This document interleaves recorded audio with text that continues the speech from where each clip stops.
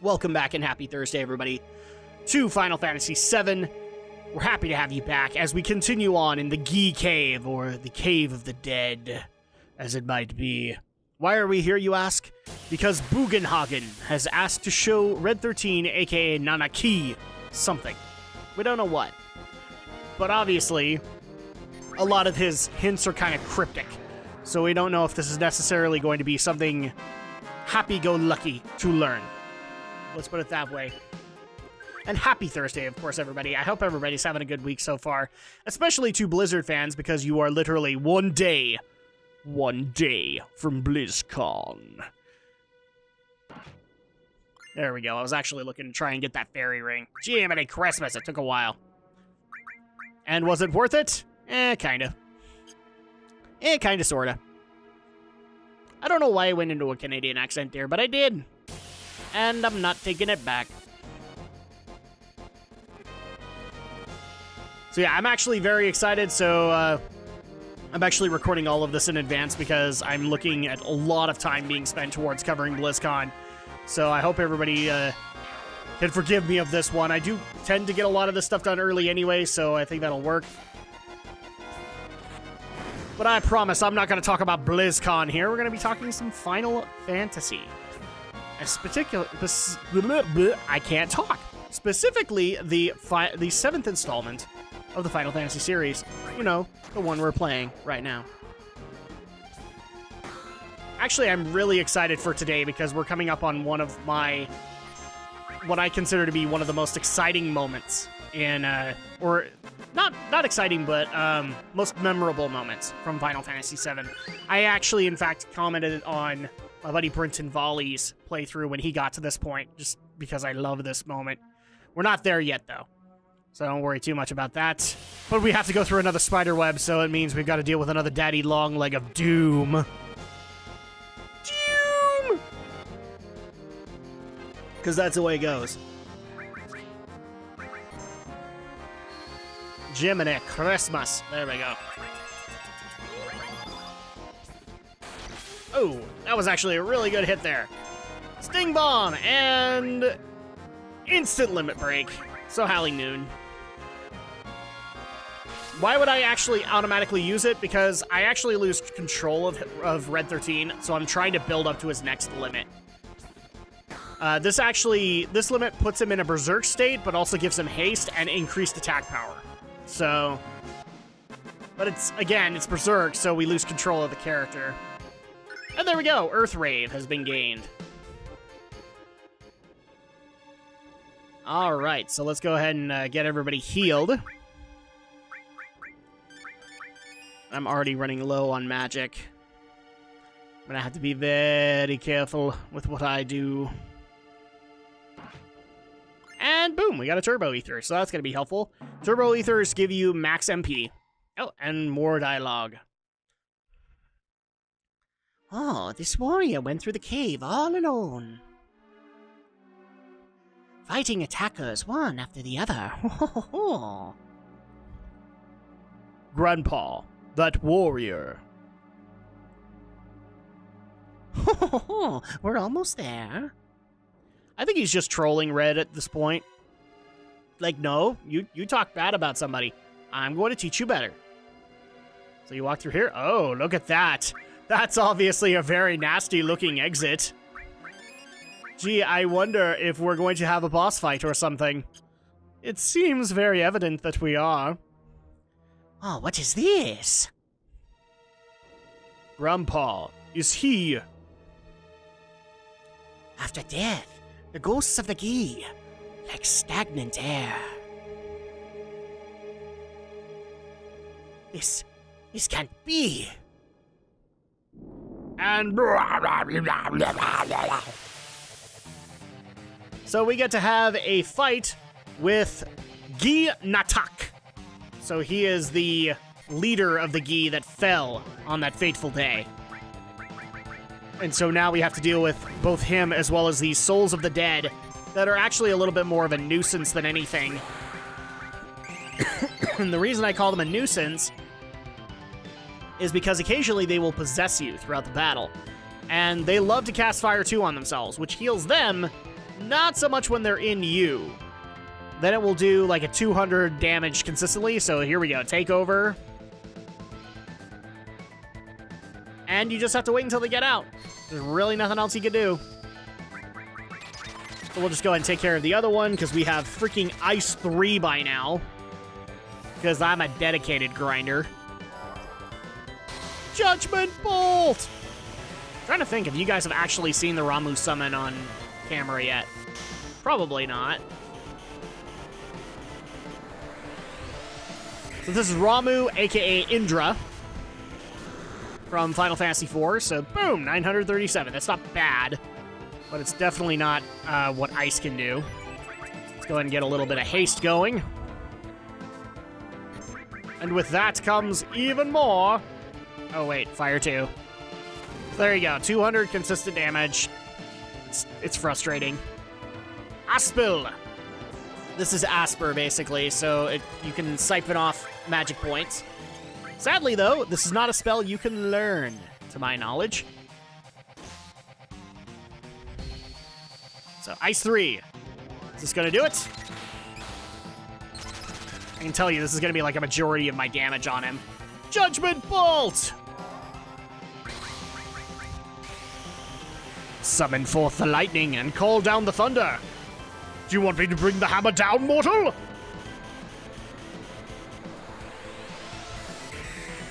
And that's what it looks like when the batteries are fully charged. There we go. We'll just keep this going. Oh, wait. Fire 2. I wonder who's going to get it. Oh no, it was Cloud. Ice 3.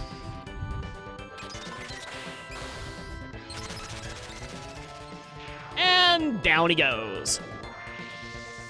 It's almost like this guy wasn't a threat or something. Now, people might be wondering what the Breath of the Earth limit that Eris pulled off did. It's basically just a cure of any negative status ailments, but unfortunately it also takes away the fury that we had. Ah, thank you, Cloud. Because of you, we survived. Nanaki, you've grown strong too. Oh, yeah? Please, Grandpa, inflate my ego. Now I know that it wasn't a mistake bringing you here. Come, I have something I want to show you. Right over here. And I think that's supposed to be blood, but I'm not sure. But hey, we got the gravity materia, so what do we care? There we go. Now we can learn the spell Demi. People might be familiar with these also because they started off in 6, I believe. And here it is. One of the most memorable moments in Final Fantasy VII, in my eyes. This is...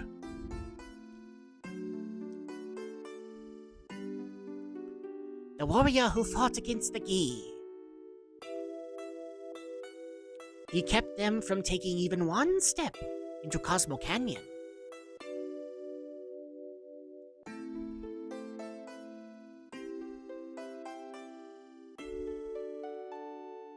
But he was never able to return to town.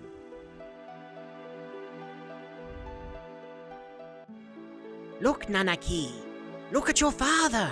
At the warrior, Seto. Not Kaiba, people.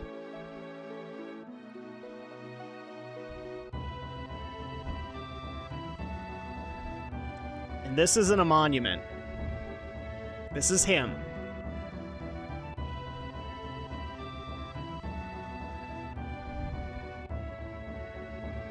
That's Seto?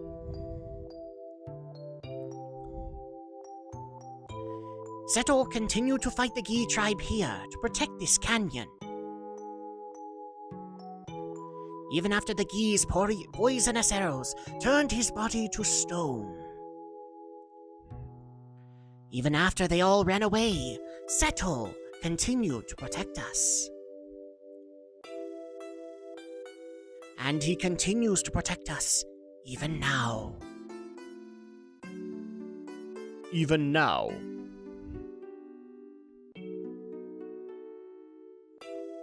You thought that he was a coward and ran away. But he alone risked his life to protect Cosmo Canyon. That is your father, Seto. Or Seto. That is Seto. Did Mother know?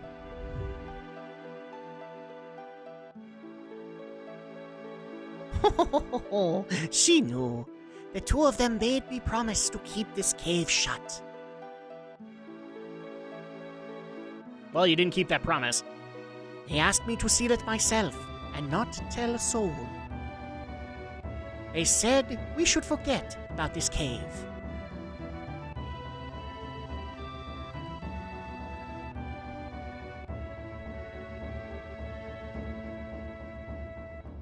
Cloud, would you mind leaving the two of us alone?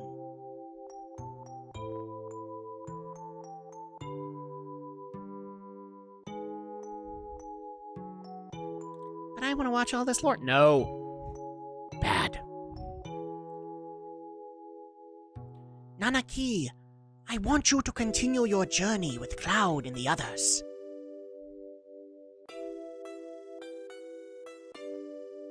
Grandpa? Listen, Nanaki. Cloud says they are trying to save the planet. Honestly, I don't think it can be done. For even if they stop every reactor on the planet, it's only going to postpone the inevitable. Even if they stop Sephiroth, everything will still perish. But Nanaki, I have been thinking lately. I've been thinking if there was anything we could do. As part of the planet, something to help a planet already in misery. No matter what happens, isn't it important to try? Am I just wishing against fate?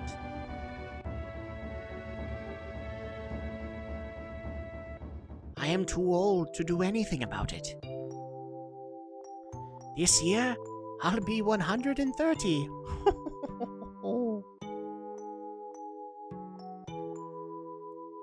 That is why, Nanaki, you must go with them, for my sake.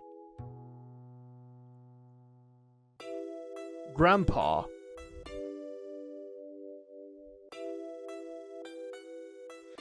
I wanted to show you your real father before you left. I'm so glad that you came back while I was still alive to show you. Grandpa, don't talk like that. I don't want to think of life without you. Well, I've had a long life. Grandpa, you must live. I will see to it. I'll see to what's happening to the planet, and I'll come back to tell you. Nanaki. I am Nanaki of Cosmo Canyon, the son of the warrior Seto.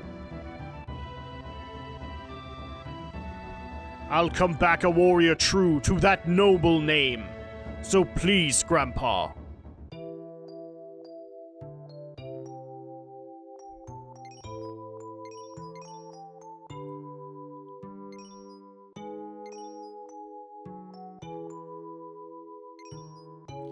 That's Seto's. Seto. Seto. Father.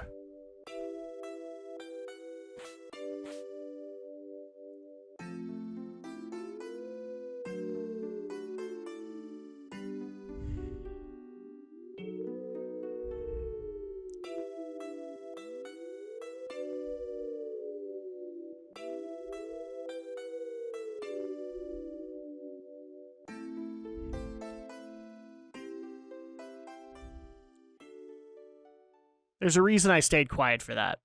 That's still a memorable scene to me, and actually one of those scenes that still kind of brings me a little bit to tears. Especially in my own life, and also just given what I believe was happening when that was being written. Shall we get going? So this is it. Red 13. Oh, that's just the way it goes. Came in handy at times. Well, let's go ahead and pick our party. I'll go into my thoughts in a second because, well, we're gonna have a surprise visit. Yeah, for those who actually think that Red 13's gonna leave the party, well, you just barely saw this cutscene. He's not leaving. So there's only one thing left to do, get him back in the party.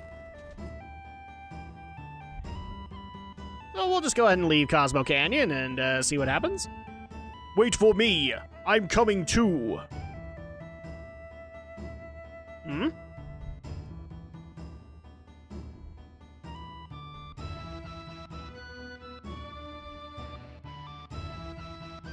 Cloud, please look after Nanaki. What happened? I think I grew up a little. That's what happened. Aw, that's cute. So, Come back whenever you need my knowledge. alright, so that's pretty much the wrap-up for Cosmo Canyon. That's all the events that you get. My thoughts on that scene, Jiminy Christmas.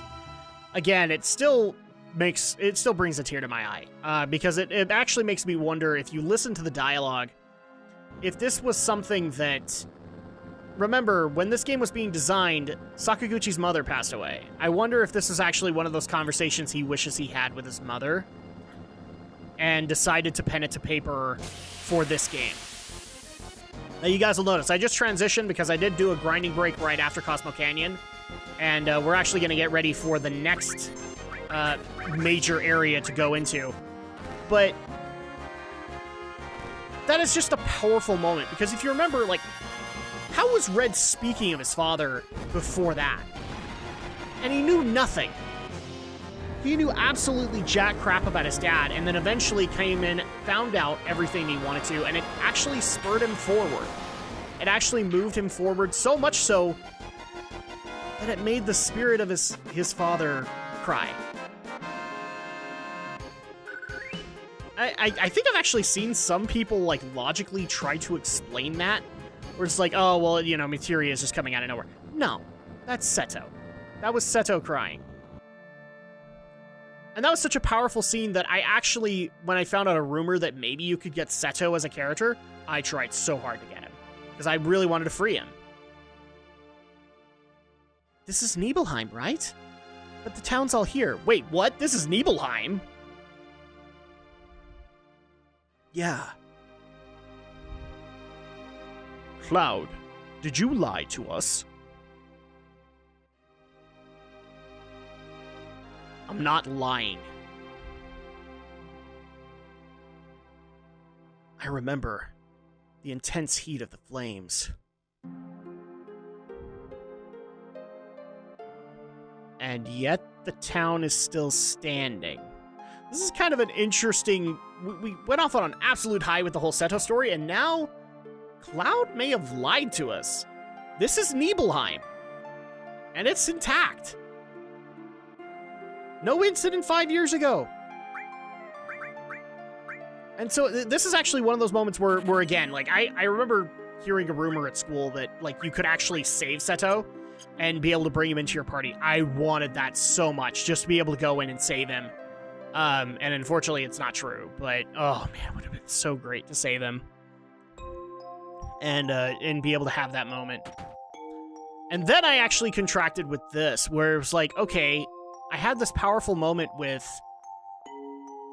Seto, and then now I have to suspect Cloud of malicious acts. Now we actually have to suspect Cloud lied about Nibelheim.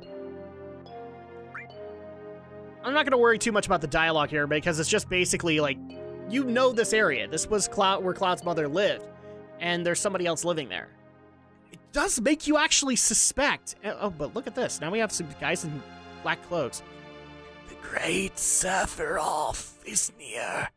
Inside the mansion, the great Sephiroth.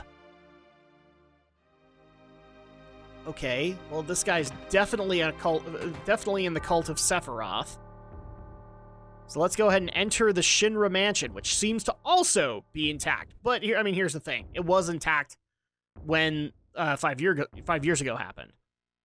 I must get rid of all those that stand in the way of my research. So I'm not going to worry too much about this. The story will later on explain itself pretty well. But basically, this is actually... so I must get rid of all those that stand in the way of my research, even that one from the Turks. Huh? Okay. I scientifically altered him and put him to sleep in the basement. If you want to find him, then search the area. But this is merely a game I thought of. It is not necessary for you to participate if you don't want to. There seems to be another letter. Read it. Move the dial on the safe carefully, but quickly. You have 20 seconds. You cannot go past the numbers while turning. The 4 hints for the numbers are... Dial 1. The lid of the box with the most oxygen. Okay. And those are just hints for a safe combination that you can eventually get, which we will be doing, obviously. The other cool part is that the Shinra Mansion actually holds more secrets for us. In fact, we can actually get another character here.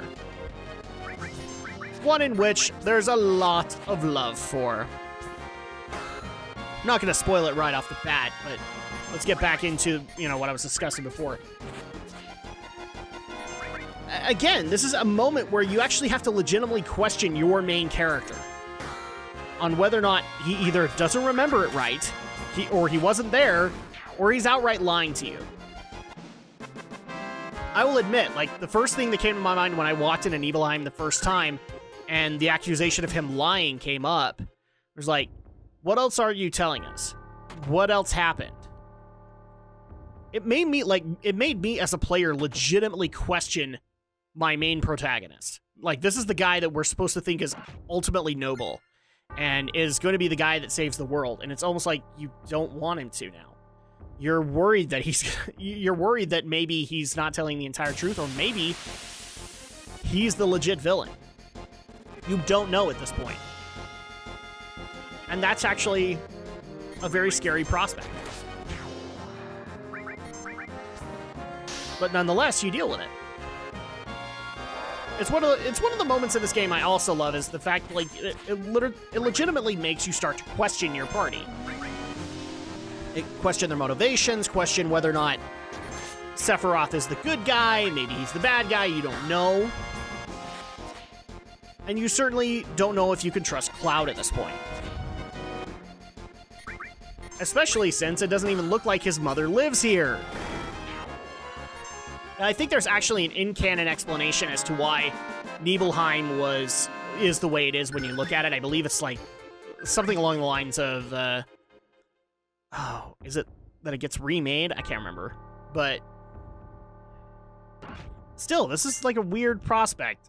A village that you're supposed to know is burned down is perfectly fine. It's not in wreckage.